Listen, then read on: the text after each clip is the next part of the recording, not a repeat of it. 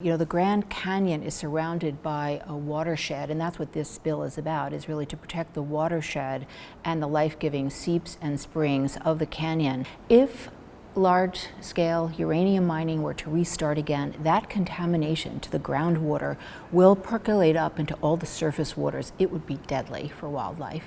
There is a lot of damage that has already been done to the area called Canyon Mine, and they have been cleared to start mining uranium a mile from our sacred mountain called Red Butte. They weren't prepared for, I believe, what was going to happen once they started piercing the aquifer.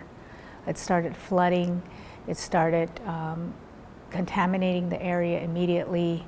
The water started spraying all over the place, and it started spilling over their what they call retention basins.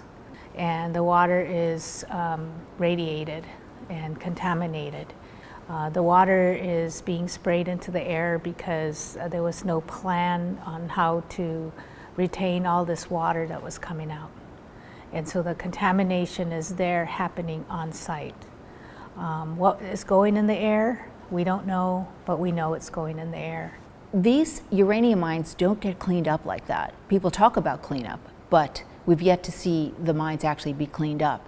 And once those surface waters are contaminated, there won't be wildlife. First, wildlife will die, and then they will cease to exist there. And so you'll have a dead zone, a literal dead zone in this incredible landscape. Canyon Mine also sits on a floodplain that goes right into Cataract Canyon. And our village is 25 miles from there. And so the risk is really great. Studies still need to be done to ensure that our water, our air, our animals are protected. Modern uranium mining is not much different than old uranium mining. They just have bigger equipment and maybe more efficient equipment, but that doesn't make it safe. And frankly, the risks are simply too great. The best case scenario is for this bill, the Grand Canyon Centennial Protection Act, to pass into law as soon as possible. I mean, this is a legacy not just for the indigenous people that live in the canyon, but for the wildlife, but for the world. This is one of the most spectacular wonders in the world.